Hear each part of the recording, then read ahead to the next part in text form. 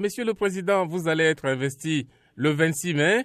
Vous allez revenir à la tête du pays après avoir rendu le pouvoir en 2006. Qu'allez-vous faire différemment cette fois-ci par rapport à votre précédent passage à la tête du pays? Je ne pense pas qu'il y a beaucoup de différence. Au contraire, moi, je suis arrivé au pouvoir par des contraintes d'insécurité et puis de discrétion du pays. Pendant ce temps, j'ai fait des efforts pour consolider l'unité du pays et ramener la sécurité. Et je pense que le mandat que le peuple veut maintenant, c'est l'occasion de renforcer cette unité nationale, de renforcer cette sécurité, que tout le monde sait que la sécurité, c'est l'élément moteur pour aller au développement socio-économique de tout le pays. Les Comoriens font face à de nombreux problèmes aujourd'hui. Quelles sont vos priorités? Écoutez, vous avez parfaitement raison. Les Comoriens font face à d'énormes problèmes. D'abord, l'électricité. Vous savez, là où je suis, c'est la région présidentielle. Il m'arrive de ne pas avoir d'électricité.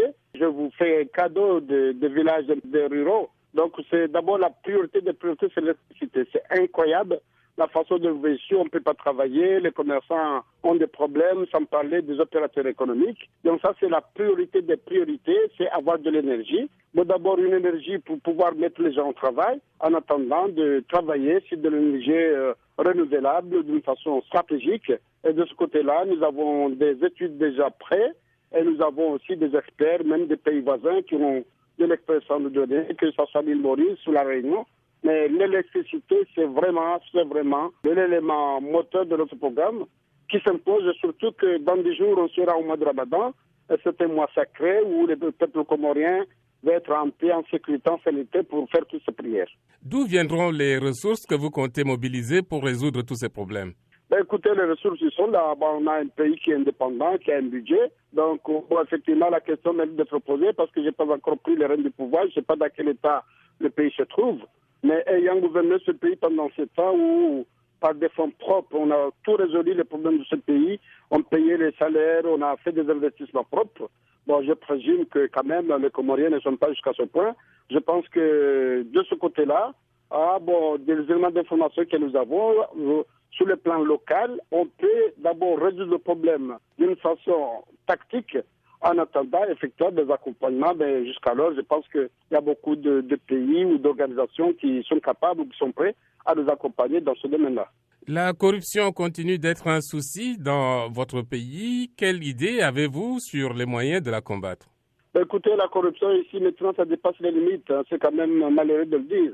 Puisqu'on ne parle pas de corruption ici, c'est un détournement au vu aussi de tout le monde. Les gens font du n'importe quoi. Donc, effectivement, c'est l'un des soucis qui sont affrontés à nous. Et puis aussi, le pays est jumelé. Je crois que tout le monde regarde ça. Les gens qui veulent investir dans ce pays, ils ont besoin d'un pays où il n'y a pas la corruption. Et la corruption, ça passe par une justice équitable. Donc, de ce côté-là, les mesures sont déjà... on a fait une étude de mesures de restaurer la dignité du pays, l'autorité du pays, la justice, qui est une justice, et puis qu'effectivement, les gens aient des obligations de résultat et des comptes rendus, des comptes à rendre par rapport aux obligations qui leur ont été données. Donc, ce côté-là, c'est vraiment l'une de nos priorités, puisque la corruption, c'est vrai, ça dépasse les limites et c'est quand même un gros handicap pour les développement du pays, et surtout par rapport à la coopération multi- et bilatérale. Au plan régional, des centaines de Comoriens ont été chassés de leur domicile à Mayotte et sont aujourd'hui dans une situation précaire. Qu'allez-vous faire à leur sujet? Je pense que cette question serait mieux posée à nos frères français qui l'ont fait. Moi, j'en subis. Bon, c'est vrai, les circonstances font que dans 10 jours, je vais prendre les rênes du pouvoir. Donc, on a tendance à me poser la question. Mais je pense que la question doit être posée instamment au gouvernement comorien qui est là, avec un ministre des Affaires étrangères, avec un président, au gouvernement français. Moi, ce que je peux dire, c'est que je déplore quand même cet état de fait, puisque ce problème entre la France et les Comores, je ne pense pas que ce soit un problème insoluble. La France est un grand pays, respectable et respecté, et je pense qu'on a les moyens de s'asseoir autour d'une table pour trouver une solution, parce que ça fait 40 ans que ça perdure. Donc, tant qu'on n'a pas une solution par rapport à ce problème-là, effectivement, tu peux y arriver. Ça, on le vit en dents de scie. À chaque cycle, je ne sais pas, tous les 5 ans ou tous les 10 ans, il y a effectivement ce phénomène par rapport à des Comoriens, effectivement, qui vont s'installer à Mayotte, qui est leur pays de par le droit international, et que le Mahorais et le Français n'entendent pas d'une bonne oreille. Et ça, effectivement, à chaque fois, ça se fait.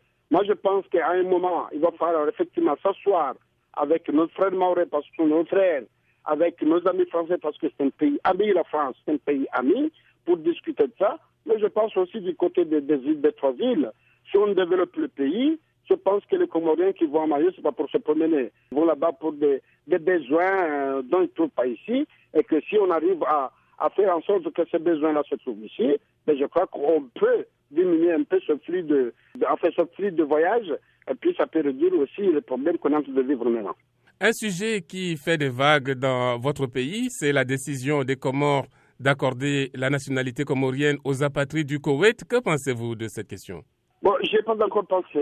Donc là, j'avoue que ce problème-là, il a été fait dans l'obscurité. Il n'y avait pas de transparence. Donc, excusez-moi de donner un avis quelconque parce que c'est quelque chose qui a été fait, mais franchement, dans l'obscurité totale. Donc, moi, ce que je sais, c'est qu'il y a une loi qui devait être votée à l'Assemblée. Le président de l'Assemblée a suspendu la séance et des députés sont rentrés pour faire voter cette loi. Et cette loi a été promulguée, appliquée. Mais personne ne sait ni plus ni moins. Et là, je vous donne, si vous me permettez, je peux vous donner rendez-vous. À un moment donné, quand j'aurai les rênes du pouvoir et que je vois d'où ça vient et comment ça se passe, c'est à ce moment-là que je peux répondre au mieux à cette question. Pour revenir à votre futur gouvernement, moins de 2 points de pourcentage d'écart avec le candidat du pouvoir sortant, Mohamed Ali Sohili. C'est là le résultat du second tour. Qu'est-ce que cela vous impose comme devoir dans la formation de votre gouvernement? Ben écoutez, j'ai gagné les élections, je n'ai pas fait de polémique. Mais la vérité, c'est que Mohamed Ali Saïd, en fait, le pouvoir actuel, il a eu une sanction sévère. Parce que lui-même candidat avec 3 gouverneurs et que personne n'a gagné. Donc, les résultats qu'on a donnés, c'est des résultats au forceps. C'est parce qu'on a été présent.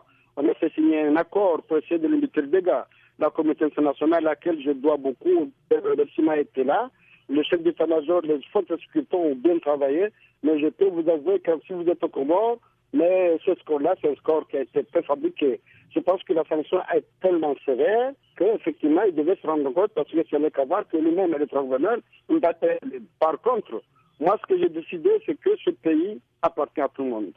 Et chacun doit tourner la page des affrontements inutiles, et puis des discussions inutiles, et regarder vers en face, essayer de mettre ce pays en sécurité dans le développement. Et je pense que de ce côté-là, chacun a un devoir, pas un droit, chacun a un devoir. Que ce soit ceux qui ont perdu le pouvoir et nous qui l'avons gagné, personne ne peut, par exemple, développer un pays seul. Donc, on doit s'unir pour développer ce pays. Donc, moi, le camp Mamadou, Mamadou m'a adressé les félicitations, je le mentionne seulement, et je pense que c'est des cadres respectables qui avaient des fonctions administratives ou des fonctions privées, ils vont continuer à le faire, à servir pour le bien du peuple comme nous on doit le faire. Vous allez prendre fonction le 26 mai. Peut-on connaître le délai dans lequel vous allez mettre en place votre gouvernement?